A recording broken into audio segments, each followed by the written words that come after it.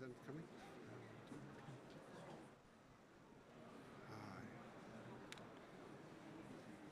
Okay.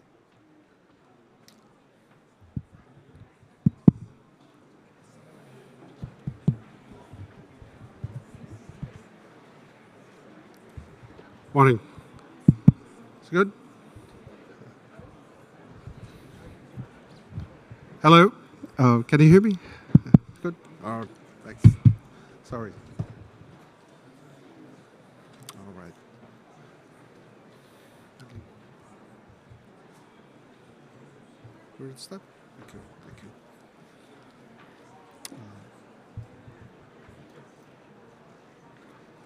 you. Ali, Bulavinaka, Whakalahoalahi atu, Kia orana, Omoioran, and warm Pacific greetings to all of you this morning. And may I take this opportunity to welcome all of you to this event, Accelerating Blue Action for Climate, Building a Sealane to COP31. And you know what our plan is, our ambition is for COP31. Perhaps a blue COP. But today for our event, the order of our event will be as follows. That we have the privilege of having with us today His Excellency President Sealane Whips, who will deliver the opening remarks to open the session today. And then we will have Secretary General Mr. Baron Wanga to set the scene for us today on how we proceed with our panel this morning. Following that, then we will then move into the panel. And may I, at this stage, introduce the panel. First of all, we have the Honorable Biman Prasad, the Deputy Prime Minister of the Republic of Fiji, and Pacific Small Island Developing States Political Climate Champion on Oceans. On ocean, this one ocean. Honorable Mona Ainu, the new Minister of Natural Resources and Pacific Small Island Developing States Political Climate Champion on Gender and Social Inclusion. And we are also very privileged to have with us the Right Honorable Patricia Scotland, the Secretary General of the Commonwealth of Nations. And then also with us today, if her time allows, will be Ms. Christine Tilley, Australia Climate Change Ambassador.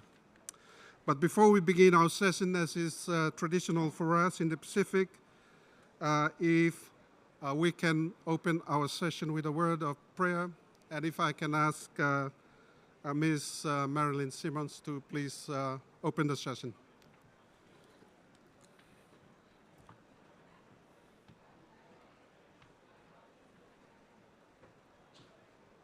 Thank you, moderator. Please bow your heads with me in prayer. Te matau ta mana te lai te langi, vi kia kai tāwai ne mātou, tō ingoa tapu kai mana i te tai aonga li tēnei. A kai atu mātou ki a koe te atua ke whakamanuia ne koe a sautalanga o takitaki kai ke alofa tausi pui pui mai ne koe mātou i te taimi nei. Te ingoa Iesu e talo atu ke iau. Amen. Thank you. Now, without further ado, can I now invite to the podium His Excellency the President, President Whips, to deliver the keynote remarks. Mr. President, congratulations on your election.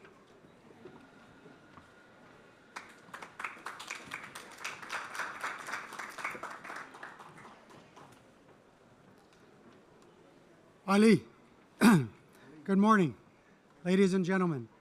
I'm truly honored to open this event today and to highlight Blue Action for the Climate. It has been a rough week for me. It's been campaign time, so it's good to be back and working. I just got in yesterday morning. But you know, the Pacific has repeatedly emphasized the importance of the ocean to our people. We are ocean people and have long understood the importance of ocean to our people, our well-being, and our survival. We are stewards of 1/3 of the world's ocean, and I commend the efforts of Fiji as our ocean political champion for our region and urge all partners to mobilize our efforts together. Our goal is articulated in the 2050 strategy for the Blue Pacific continent is that Pacific region, ocean, and environment are sustainably managed and resilient to threats. This goal cannot be met if our climate ambition is not met. And we continue to see the devastating impacts of climate change on our ocean, which includes sea level rise, forcing communities to shift from their homes, warming of the waters, and deoxygenation, stressing marine animals, and changing the migration patterns of critical fisheries. Yet, we're also seeing another coral bleaching event and frequent extreme weather events that are devastating our communities.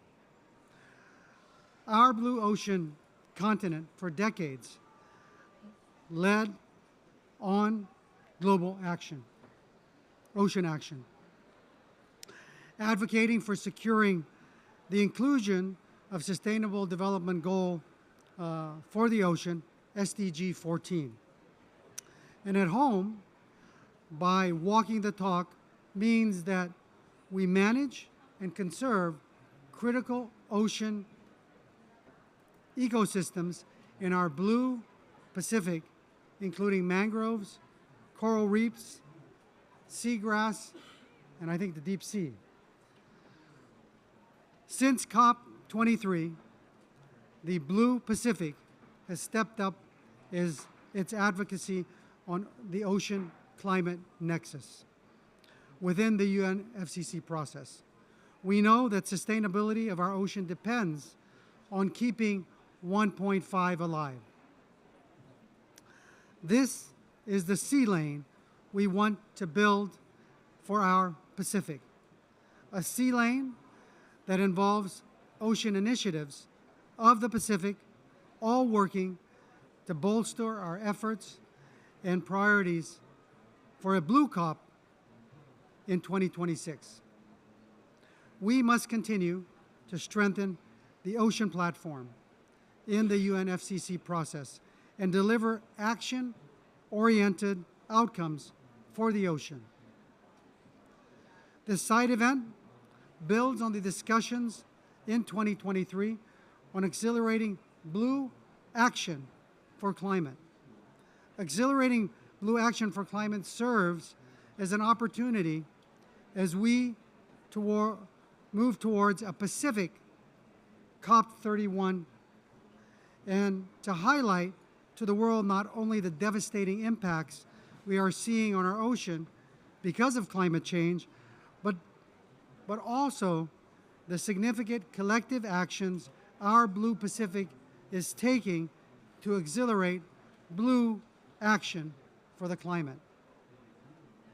Collective actions like unlocking Blue Pacific prosperity, or we like to call UBPP. At COP28, the Unlocking Blue Pacific Prosperity Initiative was launched, which aims to deliver our goals of 100% effective ocean management, resilient food systems, and sustainable financing. Investments are underway, but we need more to ensure its potential is realized. We are now calling on a diverse coalition of investors to help us achieve transformational impact for our Blue Pacific. looking to COP31, we have opportunities to elevate the ocean nexus in our climate negotiations, deliver our regional collective actions in the 2050 strategy for the Blue Pacific continent, and to build new and enduring partnerships for ocean action. The COP31 must be a Pacific COP, and it must be held in Australia. I thank you, and Oman Masulang. Mr. President, since you have another event right after this, you are free to leave. But can I ask for a moment to take a picture with fellow Fred before your departure, please?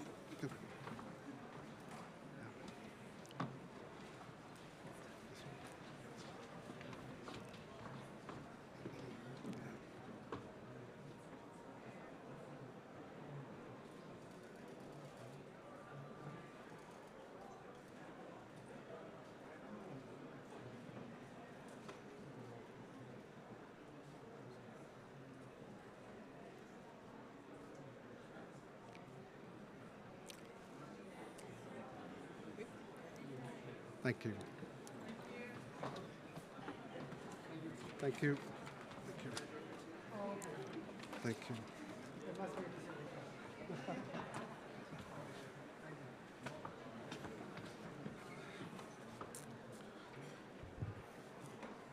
Thank you. Thank you, Mr. President.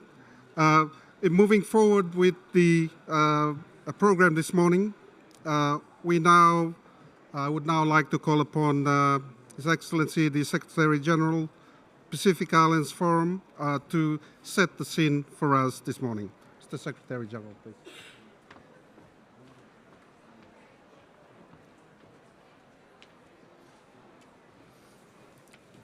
That's okay.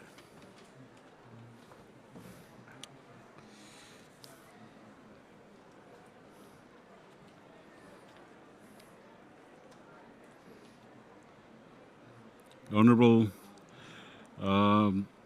Dr. Biman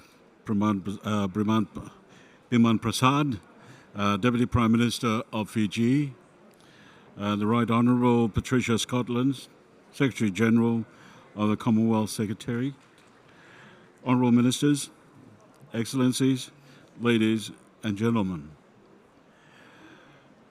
I'm indeed honoured to speak for the Blue Pacific continent. We are the children of the ocean, and our ocean defines who we are. It gives us our identity, and it is a repository of great knowledge from time immemorial. Yet, it is now facing unprecedented threat to its viability. Pacific Island Forum leaders have from time to time made bold commitments to remind the international community of the urgency to protect our ocean and address climate change. As stewards of 1/3 of the world's ocean and collectively facing the most severe impacts from climate change, PIF leaders are a critical voice on the ocean and the future we need for our ocean and people. In 2021, Forum leaders endorsed the Ocean Statement, reaffirming their commitment to the management and conservation of the ocean, and called for urgent action to reduce and prevent the irreversible impact of climate change on our oceans. In the same year, Forum leaders endorsed the 2021 Declaration on Preserving Maritime Zones in the Face of Climate Change-Related Sea Level Rise. And in 2023, Forum leaders endorsed the Declaration on the Continuing of statehood and the protection of persons in the face of climate change-related sea level rise. To date, we continue to call on other states and the international community to formally support both our declarations. In May of this year, the International Tribunal of the Law of the Sea unanimously issued an advisory opinion that provided much needed clarity in support of the region's effort as it relates to ocean and climate change. And at the 53rd Leaders Meeting in Tonga in August, leaders welcomed updates by the Government of Australia on its bid to host the COP31 in 2026. And I'm sure all Pacific Island nations are very proud of this and will be supporting this and carrying the banner right through this COP. Last month, the Commonwealth leaders conveyed in one of our member states, Samoa, and endorsed the 2024 Commonwealth Ocean Declaration. And only a few weeks ago, our Pacific delegations were hard at work in Cali, Colombia, at the CBD COP to map out the implementation of the Target 3, the effective protection and management of 30% of the world's terrestrial, inland water, and coastal and marine areas by the year 2030. I am also hopeful that the BBNJ agreement that we all worked hard to achieve will enter into force in a timely manner. Next month, Pacific Island states will be participating at the public hearing on the request of an advisory opinion in the obligation of states in respect of climate change before the International Court of Justice to advocate for our regional positions. Pacific Island Forum leaders have also endorsed the establishment of the Pacific Resilience Facility, a Pacific-owned and led climate and disaster risk financing solution that responds to the challenges faced by the Pacific in accessing multilateral funds. This facility is intended to achieve resilience in our communities who are battling these challenges at the front lines of a climate change emergency by providing equitable financing. We call on the multilateral funds and partners to rethink access and support the Noble Pacific Initiative by contributing to its success. The threat of migration of tuna biomass to other regions of the globe, for example, as warming in the Pacific waters begin to increase, will be a game changer for the worse, given the reliance of Pacific economies on fisheries.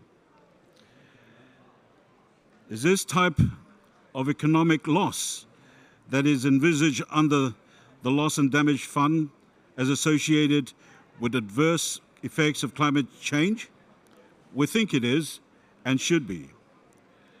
The Pacific has been front-footed about ocean climate nexus as we confront the triple planetary challenge of biodiversity loss, climate change impacts, and pollution.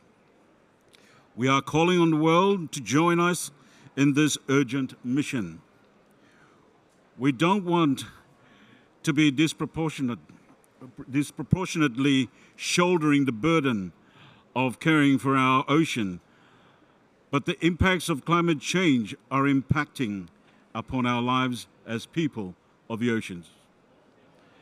Building the momentum and working to strengthen The ocean platform in the UNFCCC process is key to understanding the climate system in a holistic way. On this note, may I conclude my remarks by commending the Pacific political champions at this event for the hard work to date on our Pacific goals for 1.5 to stay alive. I wish you all a constructive session today, and I thank you.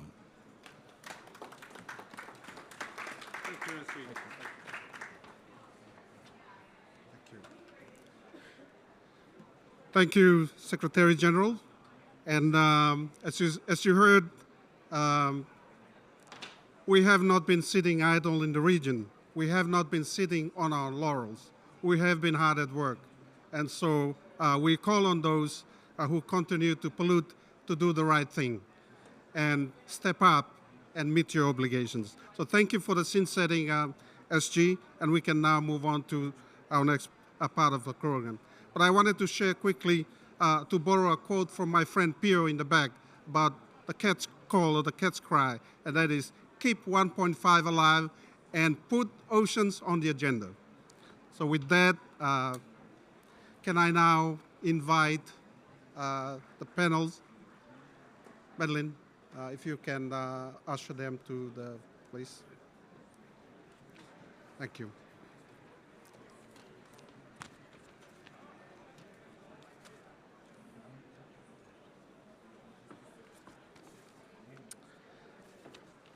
Honorable Biman Prasad, the Deputy Prime Minister, Republic of Fiji, and Pacific Small Island Developing States Political Champion on Oceans.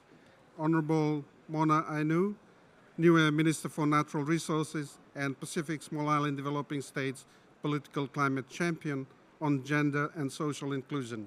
Right, Honorable Patricia Scotland, Secretary General of the Commonwealth of Nations, and Ambassador, Miss Lark is in here on behalf of the Ambassador of Australia.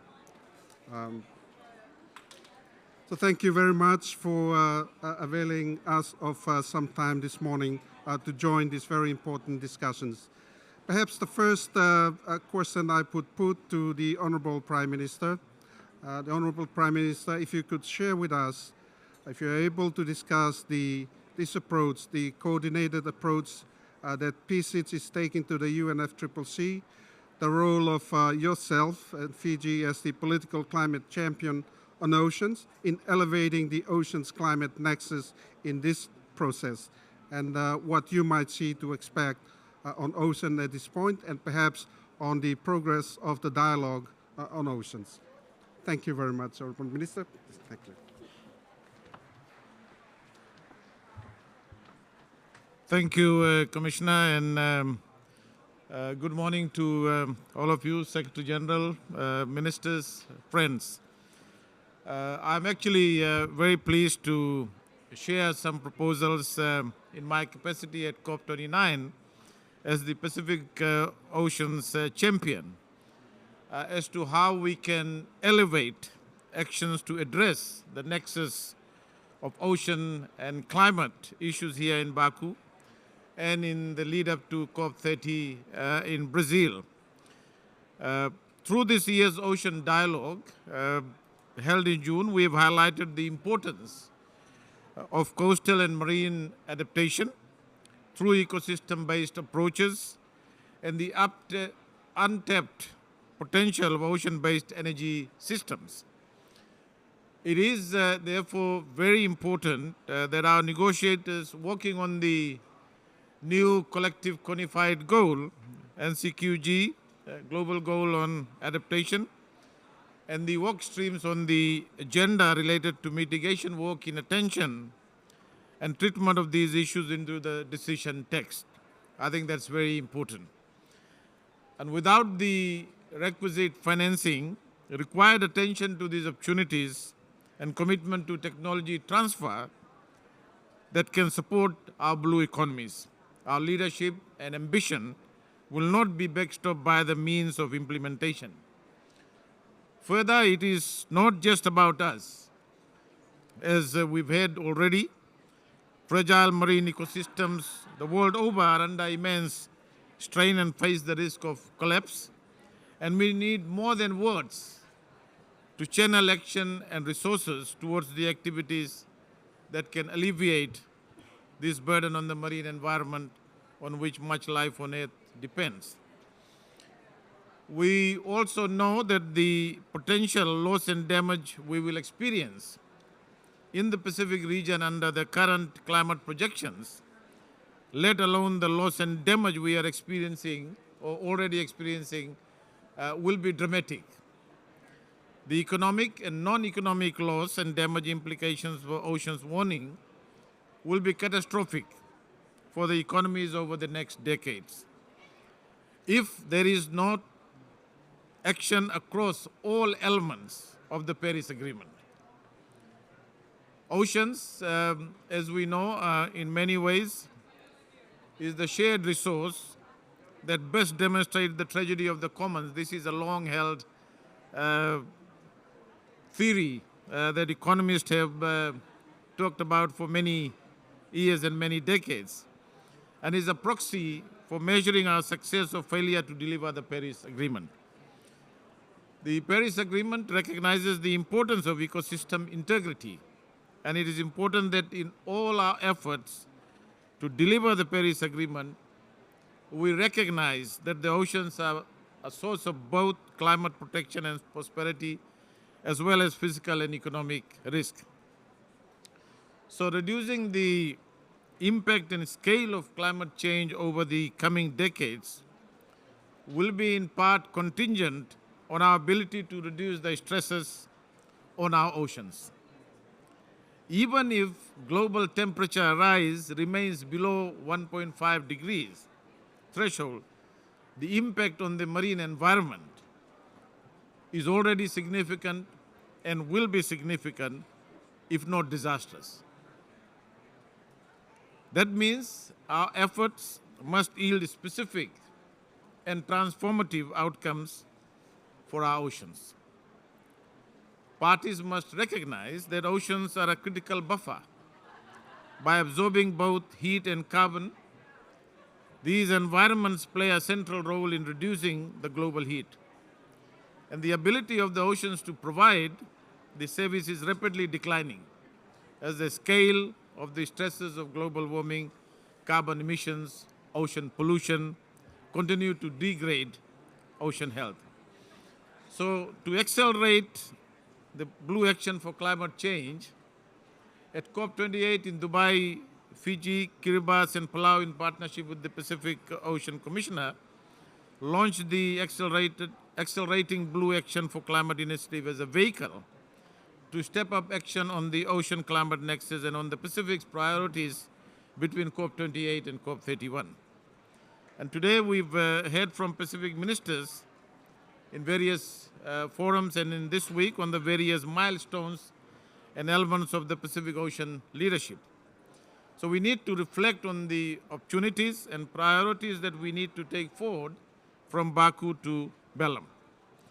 At the core of our efforts is Pacific regionalism. We talk about deeper and more meaningful regional integration, regionalism. Our collaboration is vital in the fight against ocean degradation and climate change, because as large ocean states, we oversee vast ecological wealth, rely on the environment for the health of our economies, while also being particularly vulnerable to any changes to that same environment.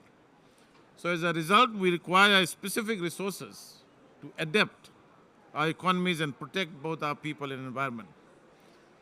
Pacific nations for a long time have been leading advocates for integrating ocean health into global climate policy and across various international forums over a long period of time. We have faced challenges securing resources through the convention and on biodiversity, despite many Pacific nations are establishing marine protected areas to preserve biodiversity, regional agreements to create large contiguous conservation zones that project migratory marine species and coral reefs, and this only intensifies the importance of our efforts under the UNFCCC. So friends, Excellencies, the traditional ecological knowledge of Pacific communities also plays a critical role in regions' environmental management strategies. From traditional fishing practices combined with scientific data to manage, for example, fish stock sustainably, to indigenous knowledge used to protect mangroves and coral reefs. So this blending of traditional knowledge with modern science strengthens cultural resilience and creates locally relevant solutions. But it is critical to recognize that these are adaptation solutions, mitigation solutions, and that means to address loss and damage, and therefore they are directly in the scope of the issues we tackle here in the UNFCCC negotiations. So, Excellencies, our unified and influential voice, regional solidarity, and moral authority is needed now more than ever. And today I want to encourage parties to endorse this initiative and work with us to showcase our shared efforts, priorities, and objectives in a coordinated and integrated way so that we can elevate these priorities and leverage substantial outcomes for ocean at COP30.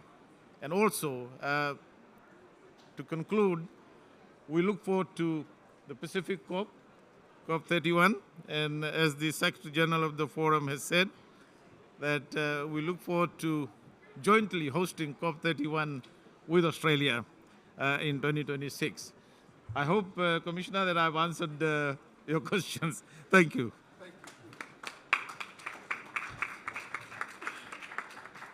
Thank you, Deputy Prime Minister, for your message on highlighting the nexus between climate and oceans, reminding us of the importance of traditional knowledge, and of course, the importance of regionalism and doing things together as a region. And of course, looking ahead to a possible Australia-Pacific COP in 31. So with that, Minister Agnew, if I could turn to you, we would be grateful to hear about why the ocean climate action must be inclusive, and perhaps about the innovation and ocean action happening in Niue, for example, through the Now Trust.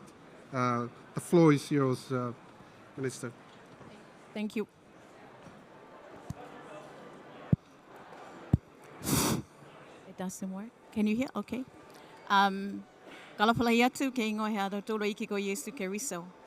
So I had a speech written down, but as you can see, it's all over the place now because I've had to scribble and take things out. But I think in reality, I was here, I was in a similar panel last year in Dubai. I was in a similar panel the year before at COP. This is my third panel on oceans. We're the people of Oceania. There's a reason why we're called Oceania, because we're the people of the oceans. We're the people of Moana Nui. And so it gives me a lot of pleasure and respect to speak on oceans.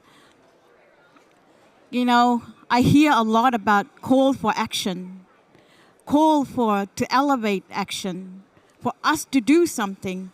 This is not a choice for us. It's necessary for us to get these done. It's important for us. It's critical for us and our children. I'm the champion for gender and social inclusion, and I speak and advocate a lot for women and girls. But it also means that I have to advocate for the men, the fathers and sons, the mothers and daughters, because it's very important.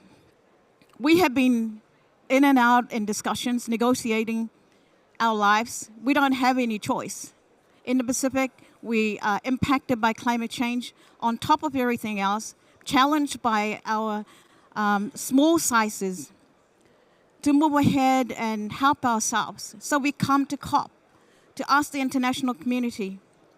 We're not begging because I don't know what other language to speak anymore.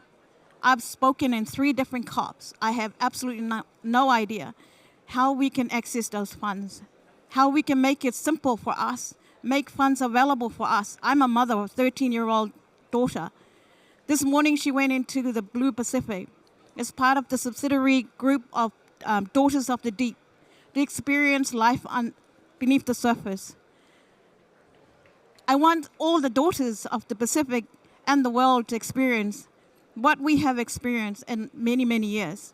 Our ancestors left us as blessing the planet.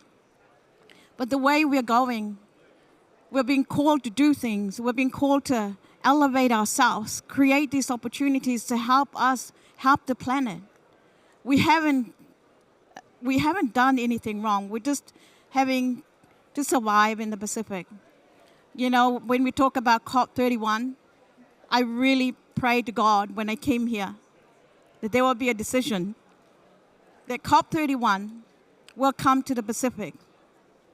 Then you will all see the suffering that we have endured over many, many years, the impacts, places where people used to live are no longer there. It's reality for us. We don't have any other choice. So I call out to the international community to support us, support Australia, bring COP, because that's the only way you can witness our evidence. Our evidence is every single day.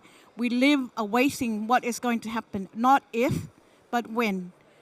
Climate change has really caused a lot of havoc, a lot of devastation in the Pacific. And it's not just on land, but the ocean. So in 2017, Niue committed 40% of its exclusive economic zone as marine protected, conservation area that we hope can be a food bank for our young generation. We hope that this is something we can leave our kids and their kids to enjoy, because we can't just sit back. We can't leave things to chance. Like the leader said, don't leave it to chance. So this is what we're doing. 40% of our exclusive economic zone locked up for 20 years, 127,000 square kilometers of our ocean. We are one island with a huge ocean space, but we have to step up. We are leading in the ocean space in the Pacific. We're leading in the world. But we need others to come and travel beside us. So the 40% of our EEZ as no-take zone, of course, you know, we have challenges because as a small jurisdiction and administration, we don't have the funds to monitor this space. We don't have the funds to allow, you know, all these explorations to take place, or just protecting what we have. And by the way, before I forget, if you ever want to see what is happening on Niue and what that 40% has done for us, please go to Disney plus Hulu, and you can see Protecting Paradise. It's a documentary done by National Geographic and Pristine Seas. You'll be able to see what we're trying to do. We're doing a lot for one island, our women, our children. And when we talk about the ocean, I can go on forever. As children, we're connected. As people of the Pacific, we're connected. So I tell you something. Europeans, you take your kids and you swim, you teach them to swim in the swimming pool. When we were young, we were thrown into the pool to make sure we learned how to swim. Our parents, they take us down to the ocean and down to the sea, and they throw us into the pool. That is how it is, because we need to survive. We have done with the OCCs, and I think my team over there has some fact sheets, and you'll be able to the QR code, and you'll be able to get onto the website and learn what we have done. We have done a lot, but what we need from the international community is to make sure that those funds are available for these winning solutions that are proven to be, to work. We have a lot of support from, and we also like to thank Oceans 5, Conservation International, Blue Nature Alliance. There's a whole lot of people, and I hope that I mouthed off a whole lot of people, that I didn't forget anyone, but forgive me, because I have, I think, 1 second left to wrap up. But not just the philanthropic interests, we also have corporates, churches, but the best thing is we have the support of the mothers and fathers, the grandparents all around the world who have managed to sponsor one of these ocean conservation commitment, because it's something that is good for the planet. Because if it's something good and we teach our kids, when we grew up, our parents said, hey, do good by others as you expect done to you. So this is what we're doing good for the planet, and we hope that others are doing good as well. I know there's other things that I might have missed, but reality is for us, we are stepping up. We have achieved what we set out to, but that won't stop us. The momentum is here, and everybody needs to get on board. Australia, we're coming for you, my friend. And on that note, thank you so, so much. Thank you very much. Thank you. And thank you for sharing newest experiences. And I agree with you. When we come to COP every year, I don't think it's begging. We don't owe anything. They owe us everything. So I think we have the moral authority to stand up and ask them to step up and play ball. So with that, if I can now perhaps stand to Right Honourable Patricia, I wonder if you could highlight for us the CHOGM Ocean Declaration, the successful declaration that put together, and how that links to ocean and climate, and what we might expect in terms of the rolling out and implementation of that throughout the Commonwealth. Well, can you hear me? Firstly, can I say what a pleasure and privilege it is to follow the speakers who have so graphically described the situation we're now in, and to reassure my dear sister from Niue that we are with you. The Commonwealth, as you know, has 11 Pacific Island nations as part of our 56 family. We are together 2.7 billion people, 60% of whom are under the age of 30. But 25 of our 56 countries are small island developing states. And this has been a long swim. From 1989, the Commonwealth was the first to say that if we did not address the issue of climate, it would pose an existential threat for all of us, the whole world. But where did that journey start? The journey started with the small island developing states, which we like to call the big blue ocean states, the boss states. And they came from the three regions, in particular, the Indian Ocean, the Caribbean seas, and the Great Pacific. We have 6 basins of our one great ocean. And I think we owe the Pacific a huge thank you, because the Pacific, 96% is ocean. And the peoples of the Pacific have been the guardians of the ocean for millennia, the indigenous people in particular. And the fight has been on since 1989 to help the world understand we need to preserve all our commons, our land, our oceans, and our air. And since I became Secretary General in 2016, our nations, our leaders were clear that we had to concentrate on ocean. The ocean was the forgotten piece of the puzzle.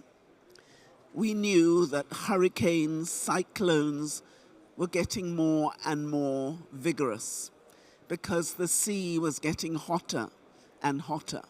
And instead of becoming a coolant, as it had always been, it had become an accelerant. And it was for that reason we came up with the Blue Charter to manage our oceans. But we knew that sea level rise was an omnipresent threat. Many of our nations were threatened their very existence. And even when we had secured marine boundaries, if sea levels continued to rise, they would subsume our land. And I think it is really important that people go to the Pacific, and I look forward to the COP in the Pacific, COP31, because I think it's right. You have to go, you have to see, you have to taste, you have to feel the reality of what it is to live in our islands. And until you do, you can be misled to look at just the beauty and not understand the threat. And the resilience of the Pacific, the resilience of island people have been critical. So we worked, all of us together, all 56 of us, the Pacific, the Caribbean, and the small island states in the Indian Ocean leading the way. And we were determined that we would have a Commonwealth Ocean Declaration. And that declaration should say that once marine boundaries are set, they should be set in perpetuity, so that as the sea rises and maybe subsumes our land, our seas are not stolen by those who have created the problem in the first place by causing our seas to rise. Because we know that our big blue island states did not cause the sea level rise. And it was not our fault, it was not our responsibility, and our countries demand justice. So what does the Apia Declaration declare? And it was important that this was the first Commonwealth heads of government meeting to take place on a small island developing state, a boss state in the Pacific. We said, firstly, that we should strongly express our grave concern at global ocean and the emergency that we faced. We said we had to assert the rights to national marine boundaries if nations were submerged. We had to advocate for the Global Plastic Treaty, and that we had to call for ratification of the forthcoming treaty, UN treaty to protect the high seas. And we appealed to end marine pollution and a reduction in ship-based emissions, and to protect the oceans for our indigenous people. Many of you know we have the Living Lands Charter, and part of the Living Lands Charter is to preserve the indigenous knowledge. But we have to safeguard our indigenous people. And we have to pave the way for a sustainable fishing and ocean-generated renewable energy, protecting our oceans and our ecosystems for a blue carbon. And we had to protect 30% of marine areas by 2030. Some of our countries have already done that. Seychelles did it 10 years early. But we want everyone to protect 30%, but the rest should be managed so that our oceans will be safe. And we are setting the agenda for 2025 UN Ocean Conference. So this is our way forward. But we need the money. You know that the Commonwealth Climate Finance Access Hub has already raised 72 million for our small states in the Pacific. You know that overall we have more than 366 million. But we are going one step further because we are launching common space, because the geospatial data that's now available means that we need to mine the data to get the right results and get more for our countries. And I want to end by just giving an example of what we have managed to do with Fiji. Fiji needed a nature-based seawall, and we were struggling, all of us. And we know that 23 other small island states need a seawall. So together with UNITAR, UNISAT, the British Space Agency, ourselves, we got the data, we put it into an AI simulator, and within 12 months, we had been able to make an application to the Adaptation Fund and got for Fiji 5.7 million for their seawall. And that partnership with our islands has been the difference. I hope every island who needs a nature-based seawall can now get it, because we need money at time, with speed and at scale. But it's going to take all of us.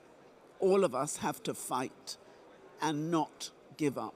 And so I thank everyone who's been part of this journey, and say our journey is not at an end, but we are winning.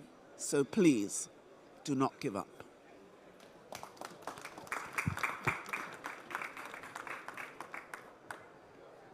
I thank you, Secretary General, for those words, and also for the encouragement to keep fighting for our small island state, big ocean states. We've come to I think Ms. Luck, our final speaker, as you heard, COP31. But please let me hand you the floor.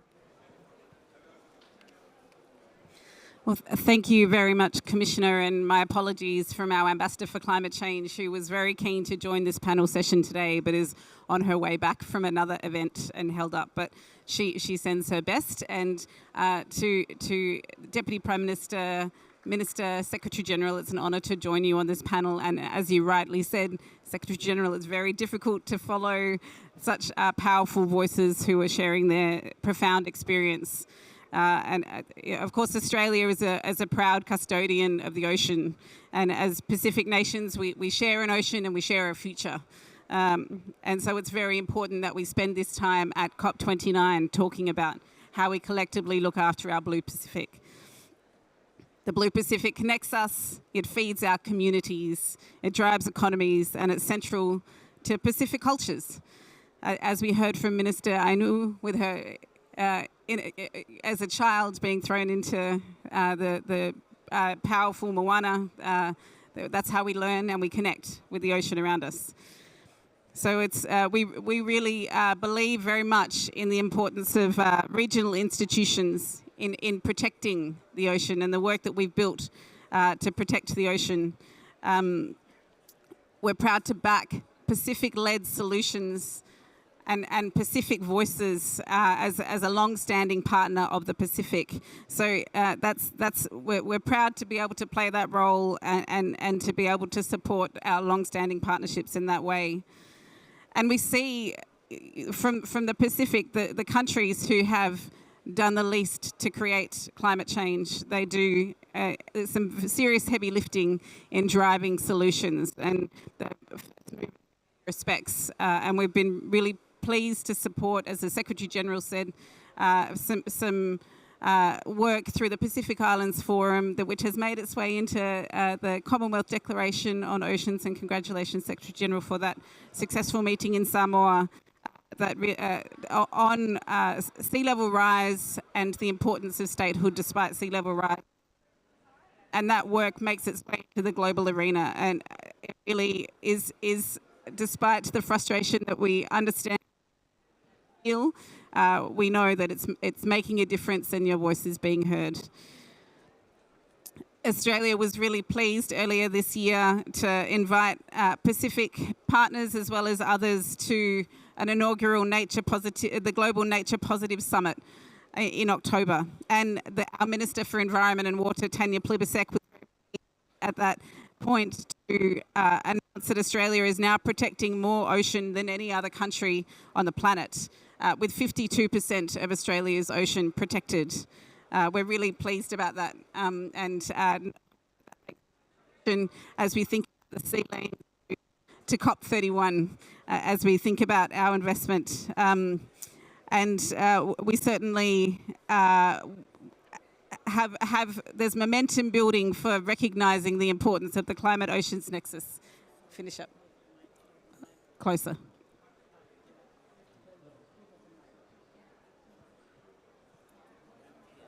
I'll put my hand here. All right. Does that mean you've heard nothing? Yeah, okay. So we think momentum is building. We're very pleased with outcomes from Samoa, and then we look forward to the UN Oceans Conference in France next year, and can see that also the role that the Office of Pacific Oceans Commissioner will play in wayfinding an important way forward as we carve the sea lanes towards what we hope will be a COP31 hosted in Australia together with our Pacific friends. Thank you very much. Thank you. Thank you. Thank you. I wish we had more time, but we've got the signal that we've come to the end. A very, very powerful message from our leaders today on what we need to do. There is a crisis that we must all work together to address. And to do that, we can't do that alone, but we need the genuine partners to stand up, walk alongside us, and help us resolve this. And thank you also to Australia for your contributions on how we work together, part of the region, and looking forward to possibly achieving the goal of a COP in Australia and the Pacific. So with that, I would like you once again to give our panel a round of applause for their beautiful message today. Can we take a picture before, please, Deputy Prime Minister and Minister?